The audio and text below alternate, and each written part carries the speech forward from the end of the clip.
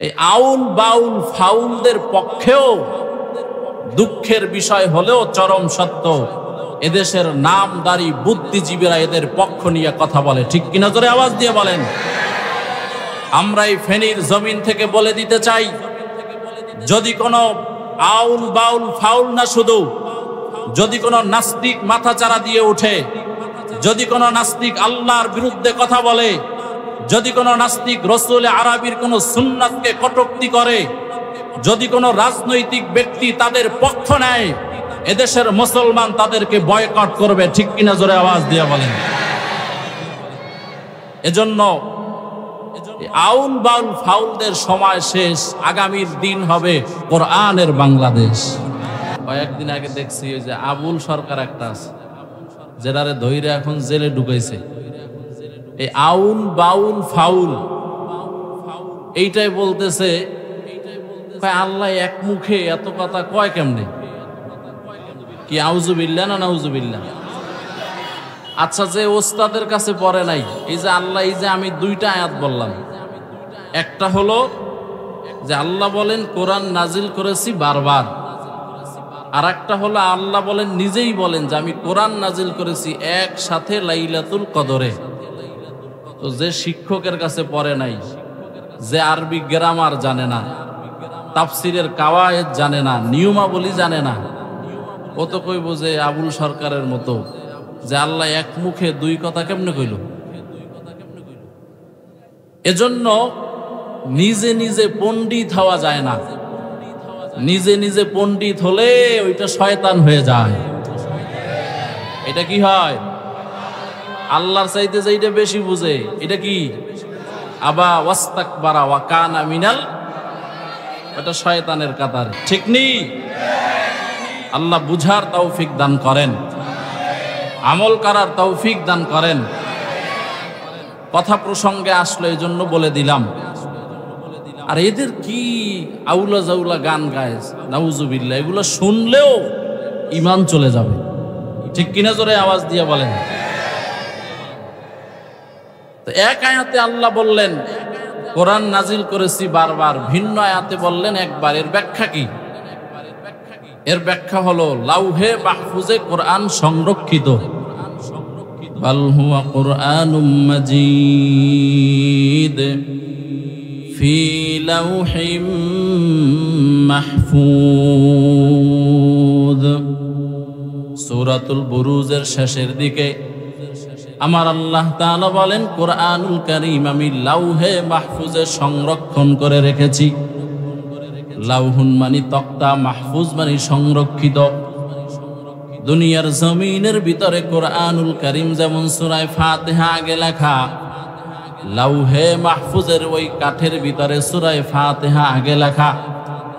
দুনিয়ার কোরআনে সূরা বাকারা যেমন 2 নাম্বার, লাউহে মাহফুজে বাকারা 2 নাম্বার। আলে ইমরান জমিনের কিতাবে যেমন 3 নাম্বার, লাউহে মাহফুজে হলো ওখানেও 3 নাম্বার।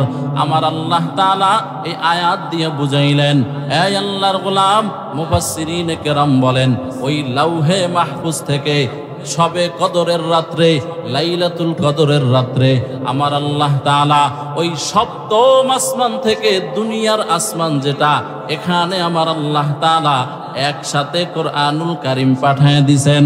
আর ওখান থেকে গারে হেরার ভিতরে রহমতের নবী আমার আল্লাহ পাওয়ার সাধনা মুরাকাবা করতেছিলেন, ধ্যান করতেছিলেন। ও আল্লাহর বান্দারা, দুনিয়ার লাইনে যে যা পাইতে চায় ওটা পাওয়ার জন্য সাধনা করা লাগে, লাগেনি?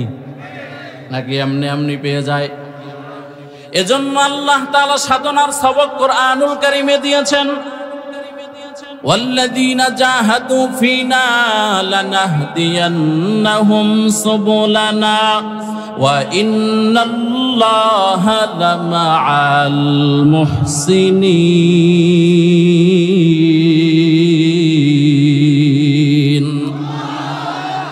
এই আয়াতের মধ্যে আমার আল্লাহ তাআলা কোরআনুল কারীমের এই আয়াত দিয়ে সাধনার সবক দিয়েছেন। চেষ্টা করো, এই বান্দা সাধনা করো। সাধনা করার দায়িত্ব তোমার, চেষ্টা করার দায়িত্ব তোমার। আর দরজা খুলে দেওয়ার দায়িত্ব কার? জোরে বলেন। ও আল্লাহর বান্দারা, রহমতের নবী আমার সাধনা করতেছেন, আল্লাহ পাওয়ার ধ্যান করতেছেন, মুরাকাবা করতেছেন। লম্বা ইতিহাস আছে গারে হেরার মধ্যে। ও আল্লাহর গোলাম, ও আল্লাহর বান্দারা, ওইখানে জিবরাইল আসলো, আইসা রহমতের নবীকে গারে হেরার ভিতরে দাঁড় করাইলেন। নবীর সিনার সাথে জিবরাইলের সিনা মিলাইলেন, আলতোভাবে চাপ দিলেন। এরপরে বললেন, ইকরা, ও নবী পড়ুন। রহমতের নবী বলে, মা আনা বিকারিন, আমি পড়তে জানি না। আবার একটা চাপ দিলেন, আবার বললেন, ইকরা, ও নবী পড়ুন। রহমতের নবী বললেন, মা আনা বিকারিন, আমি পড়তে জানি না। আর একটা বর্ণনা আছে, নবী মা আনা বিকারিন বলেন নাই, বরং নবী চুপ করেছিল। এরপরে তৃতীয়বার জিবরাইল চাপ দিয়া বললেন, ইকরা বিসমি রব্বিক, আপনার রবের নামে পড়েন। এই কথা বলতে দেরি হলো, রহমতের নবী যেই বলা হলো রবের নামের পড়া পড়েন, আর নবী দেরি করেন নাই, একসাথে 5 আয়াত তেলাওয়াত করেছেন।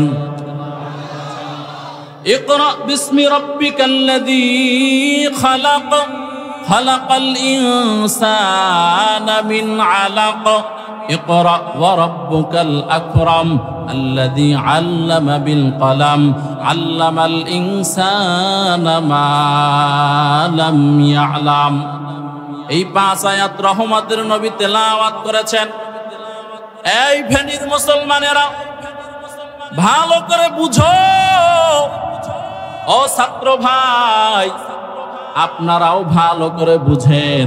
রহমতের নবী 2 বার পড়লেন না, তৃতীয়বার পড়লেন কেন? কি প্রশ্ন বুঝছেন? হ্যাঁ, 2 বার নবী পড়েন নাই, তৃতীয়বার পড়লেন কেন? ও আল্লাহর গোলাম, এরবার জবাবটা নেন। জিবরাইল আইসা বললেন, ইকরা ইকরা ইকরা, আপনি পড়েন পড়েন পড়েন, কিন্তু কার নামে পড়বে সেটা বলে নাই। যখনই বলছেন আপনার রবের নামে পড়েন, নবী আর দেরি করেন নাই, সাথে সাথে তেলাওয়াত আরম্ভ করে দিয়েছেন।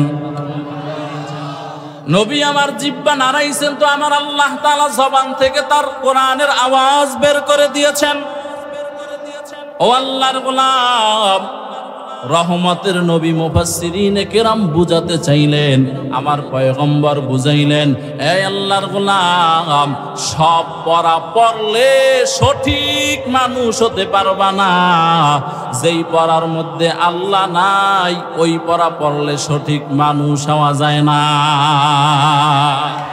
গর্বা সূরাত আদমি ইনসা বুদে अहमद बू जहलो में के साबुदे आदमीरा आदमियत लाज़िमास उदरागर बुनबाशी ही जमास।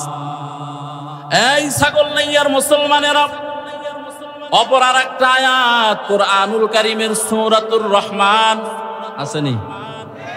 এই সূরা রহমানের 4 আয়াত। আর রহমান আল্লামাল কুরআন খালাকাল ইনসান আল্লামাহুল বায়ান। এই আয়াতের মধ্যে এই তরজমাগুলো করেন।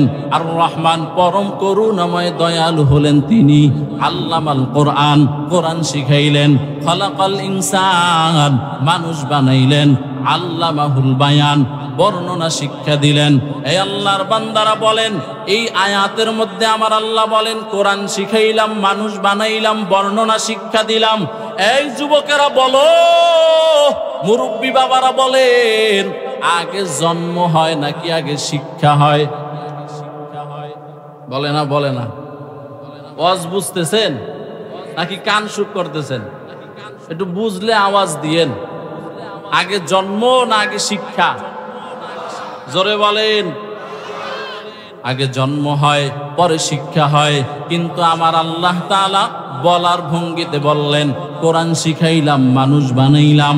আমার আল্লাহ বলে নাই জন্ম দিলাম, এরপরে কোরআন শিখাইলাম। ও আল্লাহর বান্দারা, মুফাসসিরিনে কেরাম বলেন আল্লাহর আদালতে সবাই মানুষ না, কেউ আছে বংশগত মানুষ, জন্মগত মানুষ, গুণগত মানুষ। বলে আমার আল্লাহ তাআলার দরবারে জন্মগত মানুষের দাম নাই, বংশগত মানুষের দাম নাই। আমার আল্লাহ তাআলার কাছে একমাত্র দামই হলো যারা গুণের মানুষ। যেমন মাইকওয়ালা মাইক বানাইছেন মাইকে আওয়াজ দেওয়ার জন্য, এই মাইক যদি আওয়াজ না দেয় লাথি মেরে ফালাইয়া দাও। লাইটওয়ালা লাইট বানাইছেন আলো দেওয়ার জন্য, লাইট যদি আলো না দেয় এটারে ফালায় দাও। বলে আল্লাহ তাআলা মানুষ বানাইছেন আল্লাহর ইবাদতের জন্য। ওয়ামা খালাকুতুল জিন্না ওয়াল ইনসা ইল্লা লিয়াবুদুন।